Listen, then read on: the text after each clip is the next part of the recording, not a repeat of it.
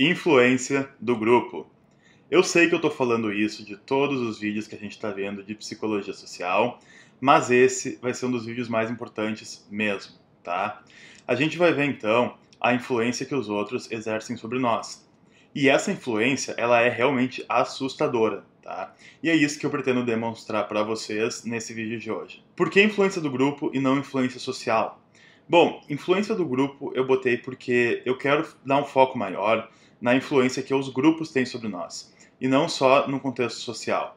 Apesar de que as coisas que a gente vai ver hoje têm a ver realmente no contexto social mais geral, eu quero trazer para vocês, então, essa questão mais importante do grupo, porque é o grupo, ou seja, os que a gente se identifica mais. Esse vai ter uma influência maior sobre nós, tá bom?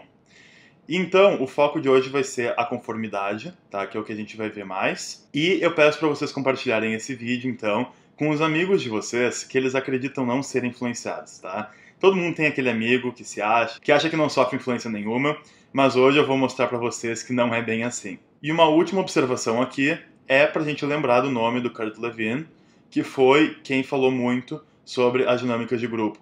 E um dia eu vou fazer um vídeo só sobre ele, porque ele realmente exerce uma influência muito grande em como as coisas são hoje, tá? Principalmente na questão do controle, tá bom?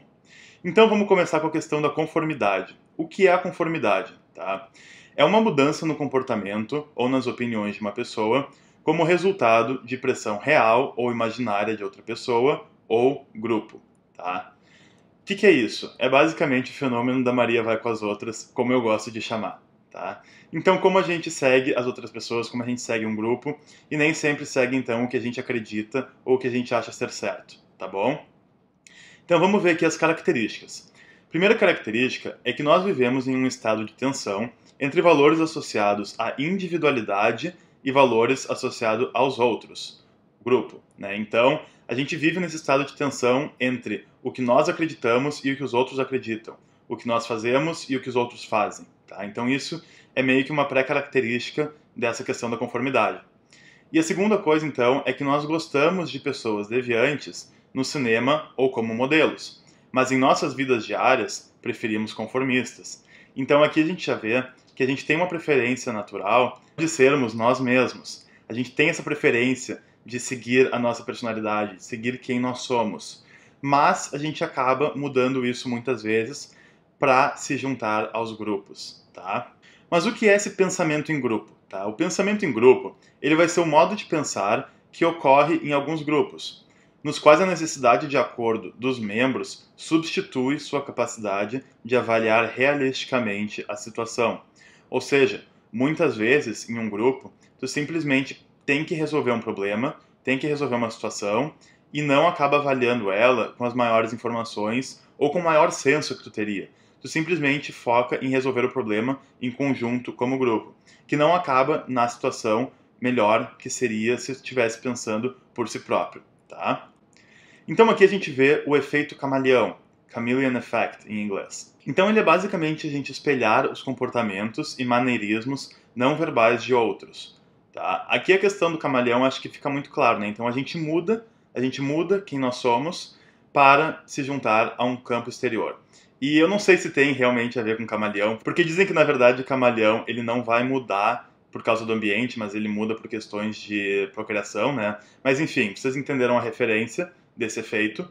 E então vamos ver o que são esses comportamentos não verbais. Esses comportamentos não verbais, eles são gestos, expressões faciais, tom de voz, contato visual, linguagem corporal, postura, ou seja, são várias coisas, são várias características pequenas que a gente vai mudar, muitas vezes inconscientemente, né, para então se juntar a um grupo, para se espelhar então num grupo. E é importante ver aqui que não verbal não significa que não tem a ver com linguagem. Então ali, por exemplo, o tom de voz é uma questão que seria não verbal, mas tem a ver com a linguagem, tá? Então não vamos confundir essas coisas, tá? Então aqui, por que a gente se espelha nos outros?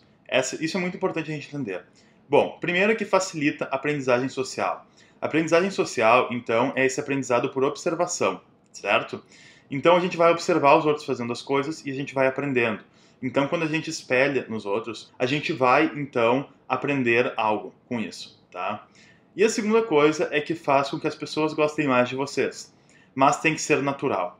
Como assim ser natural? Vamos ver um exemplo então. Digamos que eu vou para Portugal. Eu não vou chegar lá e ficar fazendo um sotaque forçado de Portugal, porque eles vão achar isso estranho e não vão gostar de mim. Mas se por acaso eu fico lá um tempo e começo a pegar traços do sotaque, então eles vão gostar, eles vão achar aquilo interessante, que eu estou me integrando mais, eu estou me espelhando neles, tá? Mas tem que ser algo natural, não pode ser algo forçado. Então vamos ver a pesquisa mais importante que foi feita, que são esses Ash Conformity Studies, tá? De 1951. Ele foi procedido por Muzaffer Sherif em 1935, que fez um estudo principalmente na autokinética, mas o estudo mais importante nesse campo realmente foi do Ash. Então ele fez o seguinte, ele pegou grupos de 8 estudantes universitários para participar de uma simples tarefa de percepção, tá?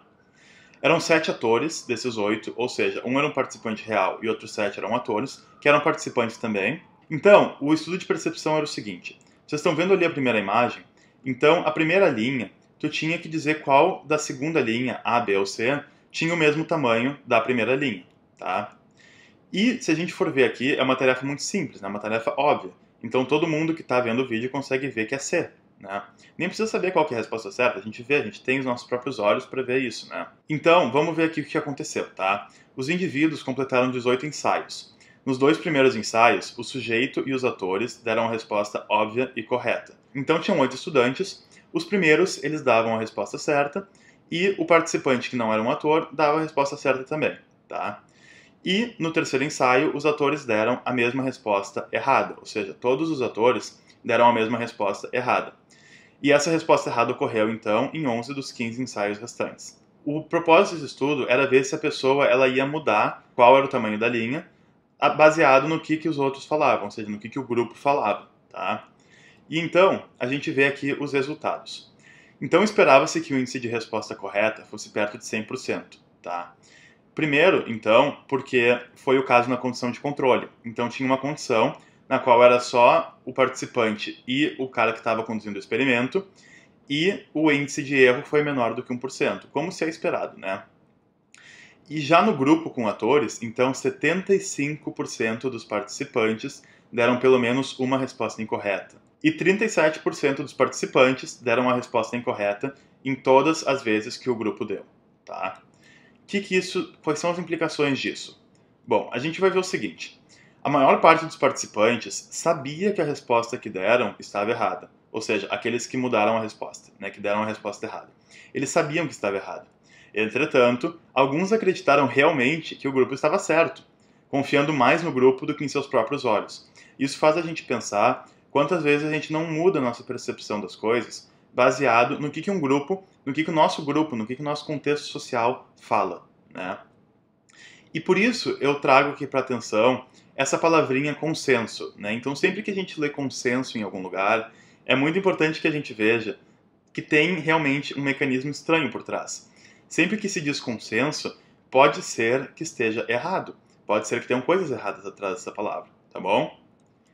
E então, o estudo, como qualquer um, tem problemas de metodologia e generalização, mas ele foi replicado com bastante sucesso. Ou seja, como qualquer estudo, vão ter dúvidas sobre a metodologia e sobre o quanto tu pode generalizar para a população geral, mas a gente vê aqui que ele foi replicado, o que é diferente de muitos estudos da psicologia social que não conseguem ser replicados. Ou seja, tu repete o estudo e ele não acha os mesmos resultados, tá? Nesse caso, achou.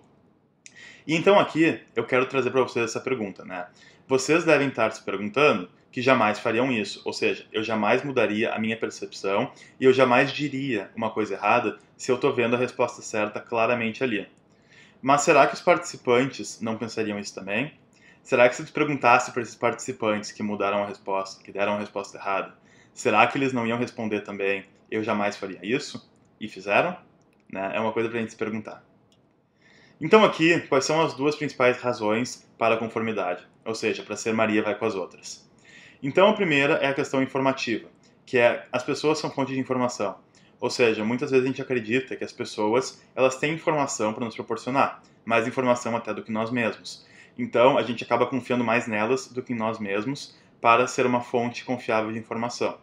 O que eu acho muito estranho, né? O que eu acho muito estranho de fazer isso, porque tem que confiar mais em ti mesmo do que nos outros.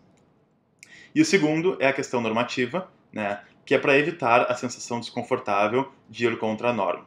E essa eu consigo entender completamente, porque é o seguinte, a dor da não conformidade, ela aparece na expressão facial e na atividade neurológica, com atividade intensificada na amígdala, que é uma parte do cérebro que está em amarelo aqui na imagem, que é relacionada, então, à dor, estresse, medo e associada à própria dor física, ou seja, a dor de não participar, de não ir com a opinião do grupo, e uma dor física, né? Para vocês verem como é impressionante isso, como a gente consegue se deixar levar pelos outros. Então aqui, vamos ver agora uma série de fatores que aumentam ou diminuem a conformidade.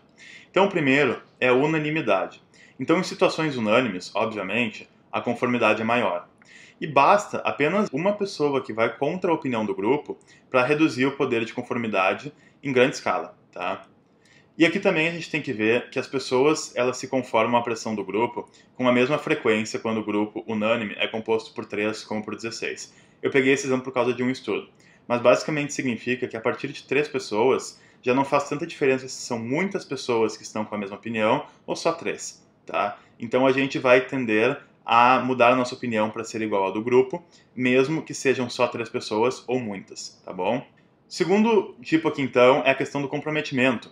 Então, a conformidade ela pode ser diminuída introduzindo uma pessoa a se comprometer com o seu julgamento inicial. E então é o que eu quero trazer para vocês, né? Vocês lembram da dissonância cognitiva? Então, na nossa busca pela consistência, ou seja, se a gente já tem essa cognição, uma cognição que vai levar à consistência, então isso vai diminuir a nossa pressão do grupo, tá? A nossa pressão a se juntar à opinião do grupo.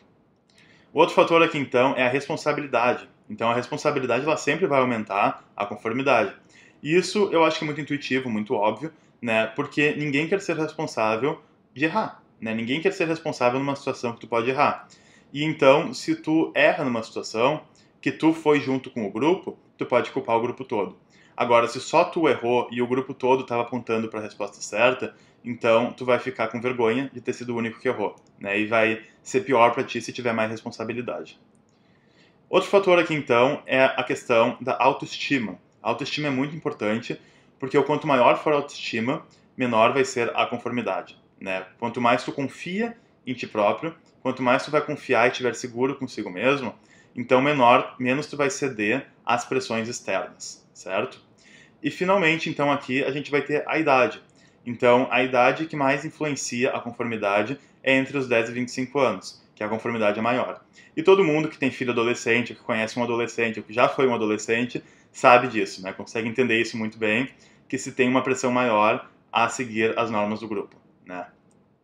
E aqui então, quais são os grupos mais eficazes? Então, quais são as características de um grupo que vão aumentar a conformidade, que vão aumentar a pressão para tu ceder às normas do grupo? Primeiro, parecem ser experts em algo. Então, se tu tem um grupo de pessoas que parecem ser mais experientes ou que têm mais conhecimento em alguma coisa do que tu vai tender a ceder à opinião do grupo, tá? Segunda coisa é um alto status social, que não se limita simplesmente a dinheiro, mas também popularidade, e até beleza, tá? Então a gente tende a ceder mais quando tem essas características, tá legal? E, finalmente, então, quando os membros têm uma característica-chave em comum, como idade, ocupação. Então, sempre que tu te identifica com o grupo através de uma característica em comum, tu vai tender a ceder mais à pressão do grupo, às opiniões do grupo. No próximo vídeo, a gente vai ver, então, as consequências da influência do grupo e algumas aplicações práticas, tá? Eu acho que vai ser muito interessante para vocês verem realmente na vida de vocês como é que isso funciona, tá? E a questão, então, de como que a gente cede à pressão, não só nessa questão teórica, como a gente viu hoje, mas realmente na prática. Então, exemplos práticos de como que a gente vai ceder à pressão do grupo, tá? Como que nós somos Maria vai com as outras, tá? Eu espero que vocês tenham gostado muito desse vídeo. E eu vou lembrar vocês aqui então de enviar para os seus amigos que não acreditam que a gente é tão influenciado assim. Então um grande abraço a todos e até o nosso próximo vídeo.